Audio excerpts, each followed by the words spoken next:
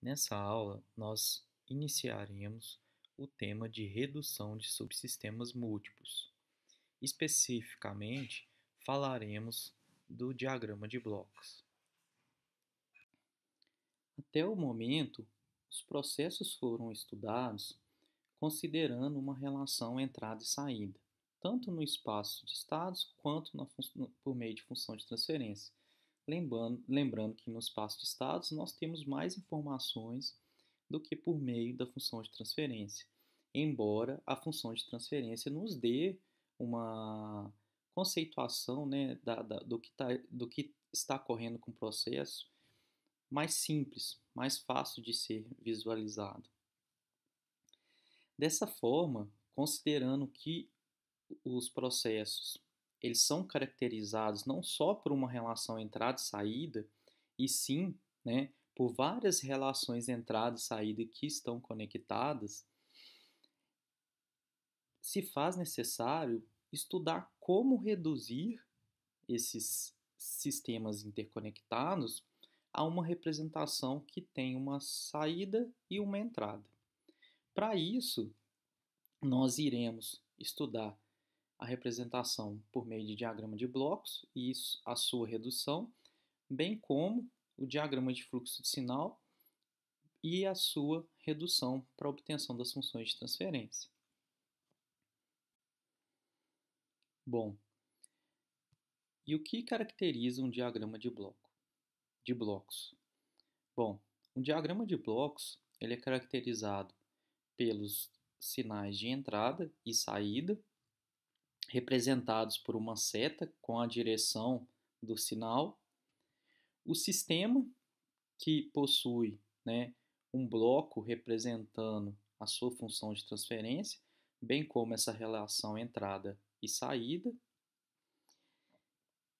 E também nós temos um ponto de soma ou junção de soma que faz a soma, né, de três sinais, aqui no caso, um exemplo, né, ou n sinais distintos, gerando uma saída que é a soma desses sinais, né? Lembrando aqui que nós temos R1 positivo, R2 positivo e R3 negativo. Por isso é representado dessa forma. E a gente tem também o conhecido ponto de ramificação ou ponto de tomada, que é quando um mesmo sinal ele é derivado para outros ramos, levando essa informação. Com esses conceitos definidos, né, com esses componentes definidos, agora nós podemos estudar tipos de subsistemas conectados. Como esses subsistemas são conectados? Bom, nós temos subsistemas em cascata, que é quando eu tenho uma cascata, né, de subsistemas conectados em série. Dessa forma, considerando que eu tenho uma entrada R de S, ao passar por um sinal G1, eu terei X2 de S, nós verificamos que X2 de S, na verdade, é a entrada de G2 de S, gerando uma saída X1 de S. E quem é esse X1 de S? Não é X2 vezes G2? Mas X2 não é G1 R de S?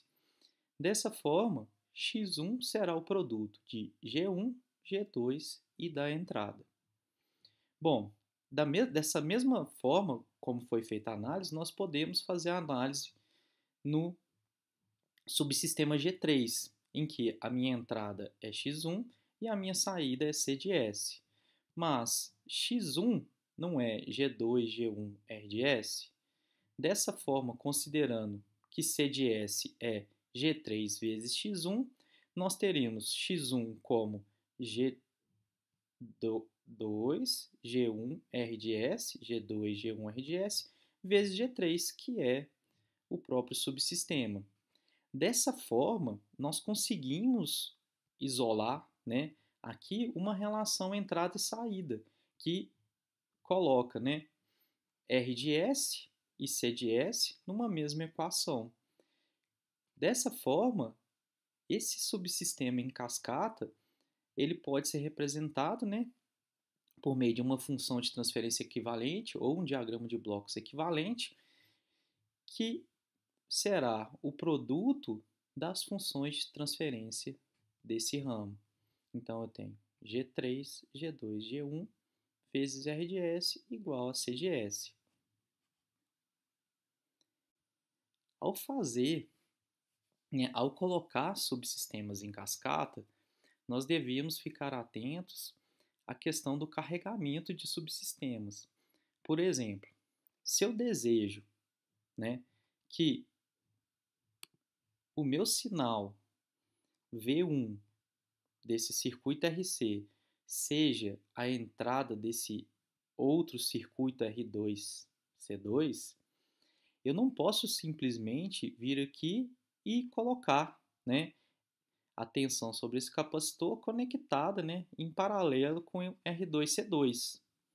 Pois ao fazer isso, eu tenho um carregamento, ou seja, o efeito da conexão desse circuito vai fazer com que o sinal apresentado aqui em V1 não seja o sinal desejado ao avaliar o sistema de forma isolada. Então, o que nós temos que fazer para poder fazer a conexão desses subsistemas em cascata? Nós devemos usar um amplificador operacional, que tem essa característica, né, com alta impedância na entrada e uma pureza do sinal na saída. Dessa forma, nós conseguimos conservar, né, na saída o sinal que está em cima de C1. Com isso, a minha função de transferência, o que ela vai ser? Ela vai ser a função de transferência desse bloco vezes a função de transferência desse bloco vezes K, caso haja um ganho nesse amplificador operacional. Agora nós estudaremos a topologia de subsistemas em paralelo. Considerem que eu tenho um sinal de entrada, aqui um ponto de ramificação. Observem que o sentido em sistemas em paralelo dos sinais, eles estão sempre no mesmo sentido. E eles saem do ponto de ramificação e chegam num ponto de soma sempre na mesma direção. Então, considerando aqui que a gente tem um ponto de tomada, ou ponto de ramificação, então nós temos RDS vezes G1, que é X1, RDS G2, que é X2, RDS G3, que é X3. Considerando aqui um ponto de soma, nós teremos a soma dos sinais X1, X2 e X3. Aqui foi colocado o sinal mais ou menos, que pode ser tanto positivo ou negativo. É uma representação generalista. Olha só, reparem que tanto x1 quanto x2 quanto x3 possuem o RDS em comum. Dessa forma, eu posso colocar o RDS em evidência e fazer a soma das funções de transferência do meu sistema para poder obter uma relação entrada e saída. Então, sempre que eu tiver subsistemas em paralelo, se eu quiser representar essa parte do diagrama por uma relação entrada e saída, basta eu pegar as funções de transferência de cada um dos blocos e somar ou subtrair dependendo do sinal. Então, nós teremos CDS por RDS representado, né, representando um sistema em paralelo. Por fim, estudaremos a topologia de um sistema de controle com realimentação. Bom, se eu tenho um sistema de controle com realimentação, como eu posso tornar esse sistema de controle uma relação puramente entrada e saída, reduzir esse diagrama de blocos? Bom, primeiro vamos entender como que funciona um sistema de controle com realimentação. O usuário deve setar qual que é o valor que ele deseja na saída por meio de uma entrada de referência. Essa entrada de referência deve ser convertida, né, num sinal de corrente ou tensão. Essa saída também deve ser convertida num sinal de corrente ou tensão. Deve passar por alguma função de realimentação, né, necessária para controlar esse processo, ou algum outro sensor, né, que vai entrar nesse ponto de soma. Dessa forma, geraremos um sinal de erro. Esse sinal de erro entra lá no controlador, que gerará um sinal de controle para atuar na planta.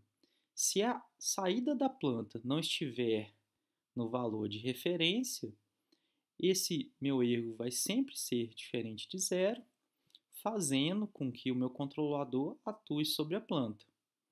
No momento que a minha saída chegar ao valor de referência, o meu controlador não gerará mais um sinal de controle para efeito nessa planta. Feito isso, nós podemos simplificar, né, esse diagrama de blocos de um sistema de controle mais completo. De que forma? Como nós sabemos, né, que nós temos uma relação controlador-planta, então nós podemos representar em cascata, né, como uma função de transferência G de S, que a gente chama função de transferência de ramo direto.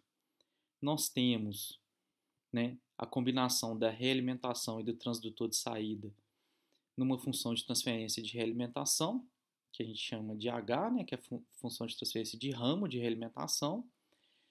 Nós temos, dessa forma, a entrada, sinal de erro, planta controlador, saída, realimentação, que vai chegar nesse ponto de soma para ser comparada. Nós chamamos também, se abrirmos essa malha, né, que a função G de S, H de S é a função de transferência de malha aberta, considerando a nossa saída, o valor aqui do sinal de erro. Bom, e como simplificar esse diagrama? Bom, o que é a minha saída C de S? A minha saída de S, C de S não é E de S vezes G de S? Perfeito. E quem é E de S? E de S não é C de S, H de S, C de S, H de S, mais, menos, né? Positivo ou negativo, mais R de S? Dessa forma, eu tenho que substituir, né, na minha equação de saída o valor de E de S. Então, a minha C de S não é G de S vezes E de S. E quem é E de S? E de S não é R de S menos mais H de S, C de S? Substituindo na primeira equação, eu vou ter uma relação entre entrada e saída, sumindo com a relação do erro. Ao fazer a transformada de Laplace da saída sobre a entrada, nós teremos, né, que esse diagrama de blocos é equivalente a esse sistema reduzido, né, que a gente fala que a função de transferência em malha fechada do sistema é dada por G de S dividido por 1 mais ou menos G de S H de S. Observem que se aqui é menos, aqui no denominador será mais. Se aqui for mais, aqui será menos.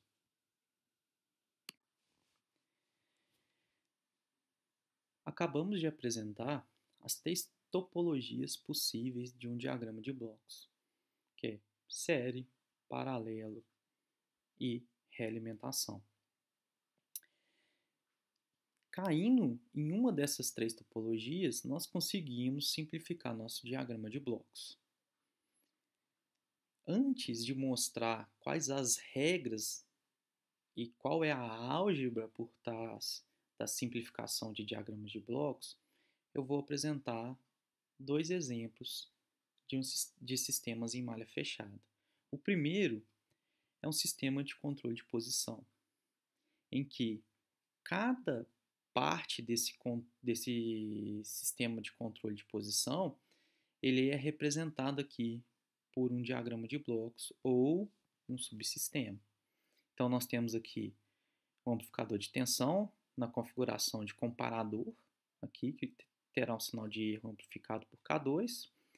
Aqui, um circuito de alimentação do motor, que pegará esse sinal de erro e amplificará ele, gerando uma entrada de controle.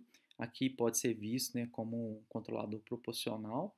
Lembrando que o drive, muitas vezes, o drive ele é necessário, né, para poder fornecer a corrente necessária para o motor atuar. E aqui nós temos o motor e a sua carga, né, que no caso aqui é uma antena.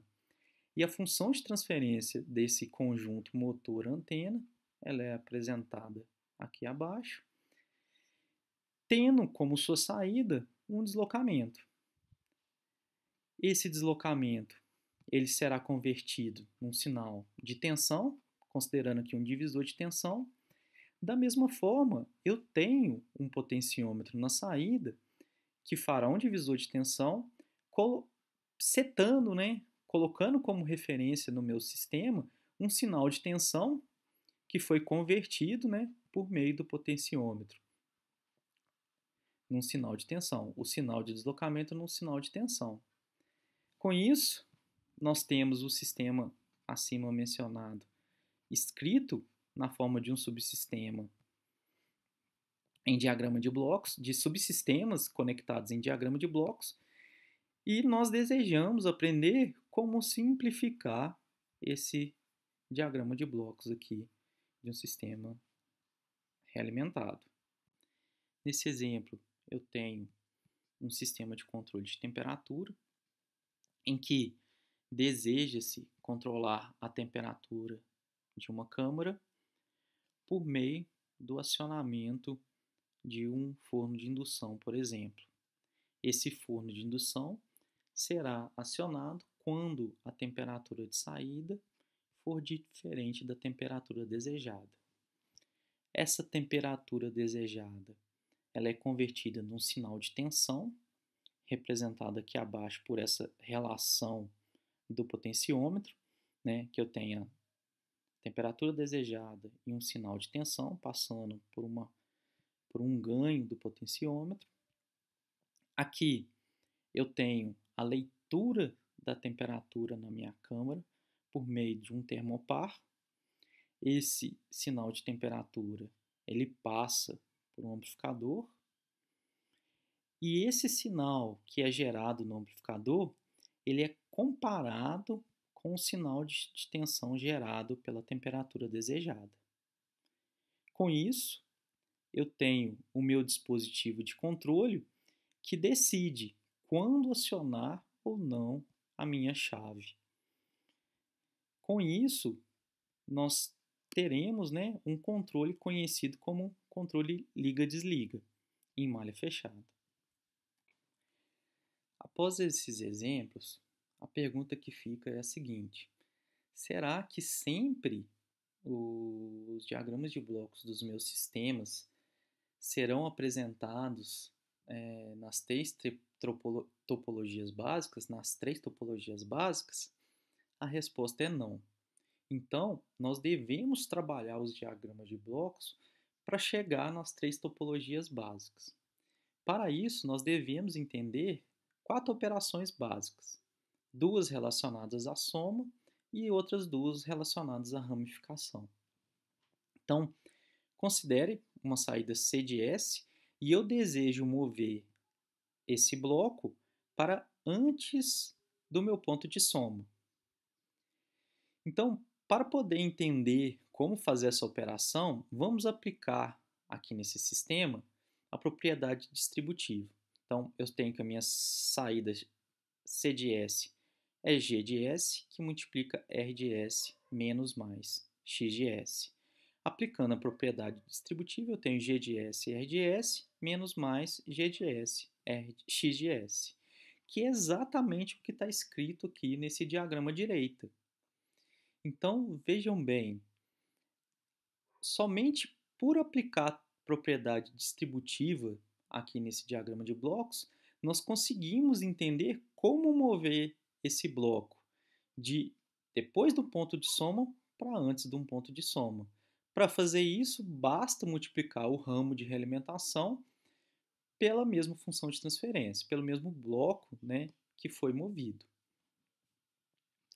E a segunda operação? Bom, a segunda operação é a seguinte: eu quero mover um bloco de antes do ponto de soma para depois do ponto de soma. Como eu posso fazer isso? Da mesma forma. Eu não tenho que R de S vezes G de S menos mais X de S é igual a C de S? Ora, se eu colocar o G de S em evidência, eu não terei R de S menos mais 1 sobre G de S vezes X de S igual a C de S? Que é exatamente o que está escrito aqui à direita. R de S que multiplica G de S, C de S, menos mais 1 sobre G de S, X de S. Essas duas operações são as mais complexas que você pode encontrar, porque as próximas duas são muito simples. Então aqui, considere que eu tenho um ponto de ramificação e eu desejo mover esse bloco para antes do ponto de ramificação. Bom, eu não tenho que a saída desse bloco é R de S e G de S, e eu não desejo manter as outras saídas com o mesmo sinal, R de S. Se eu desejo mover esse bloco para antes do meu ponto de tomada, eu tenho que multiplicar os meus outros dois ramos pelo inverso de G de S. Com isso, eu terei R de S vezes G de S no ramo superior, e nos outros dois ramos eu terei R de S vezes G de S, que multiplica 1 sobre GS, que é igual a 1, que será o meu próximo sinal R de S. Da mesma forma acontece com o terceiro ramo. Agora, e se eu desejo mover o meu diagrama de blocos para depois de um ponto de tomada ou ponto de ramificação? Bom, para fazer isso, basta multiplicar, adicionar G de S, né, mover G de S para cada um dos pontos de ramificação. Aqui eu não tenho nos sinais de saída R de S e G de S para os três ramos.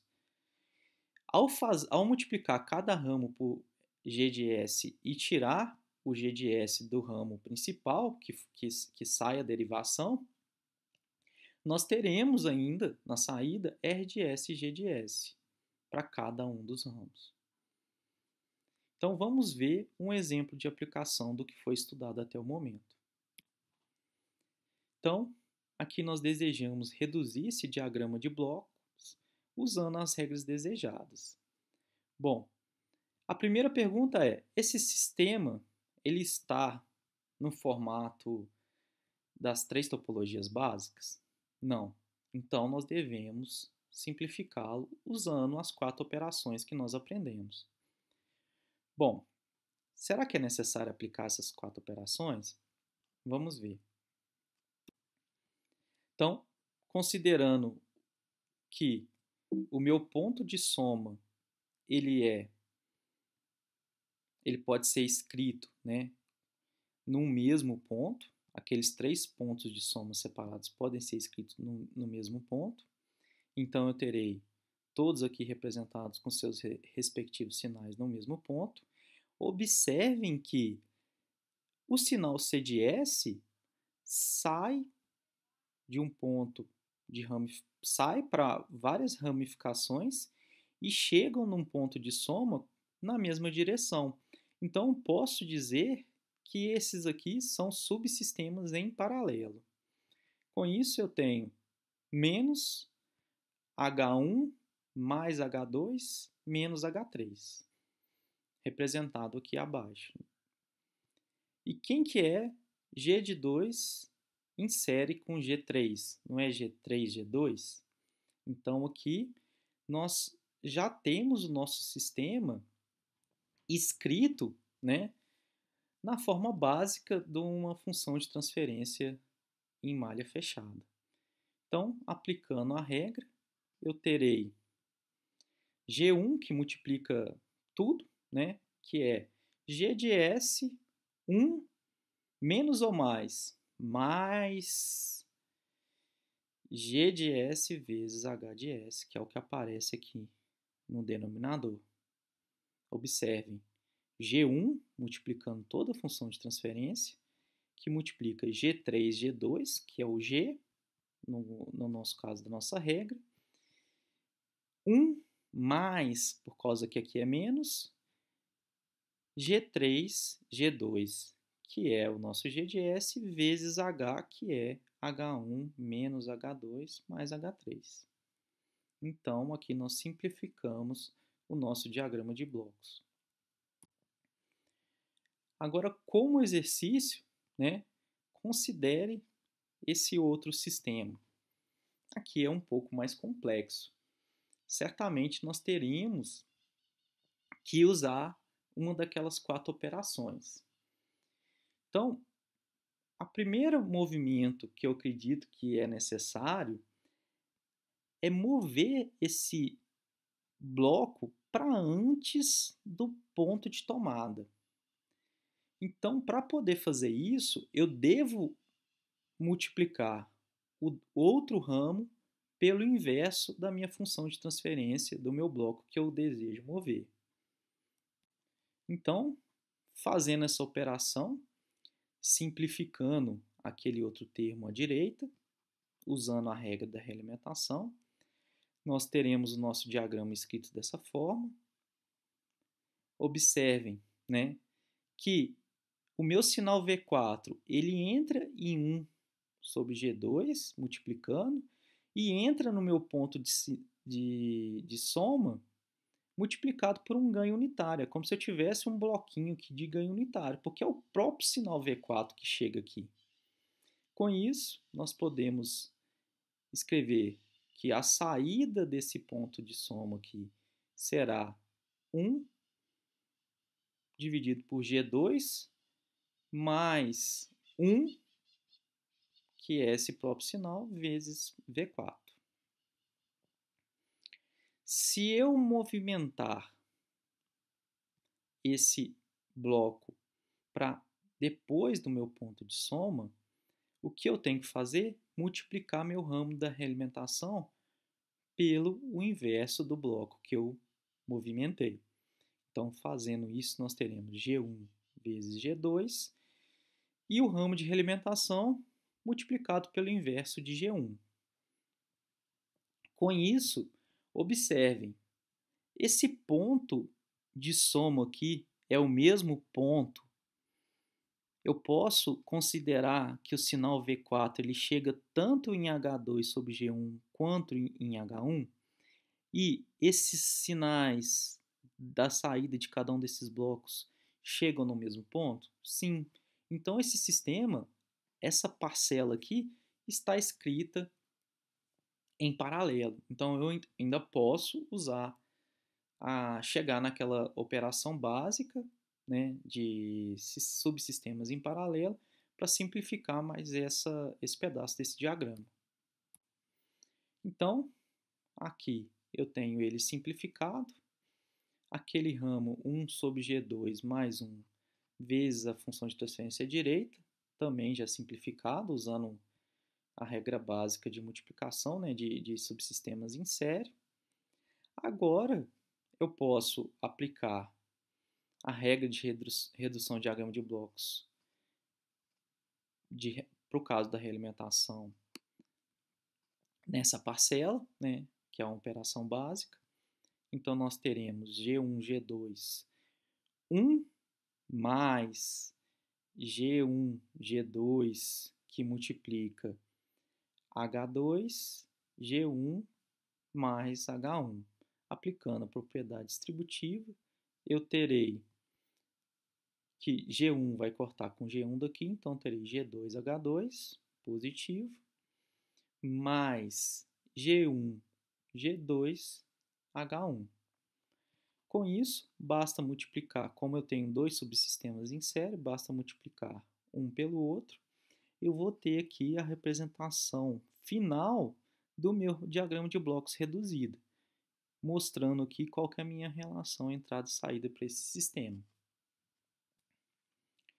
Então, como exemplo, eu deixo esse exercício aqui para vocês resolverem, cuja resposta é apresentada aqui abaixo.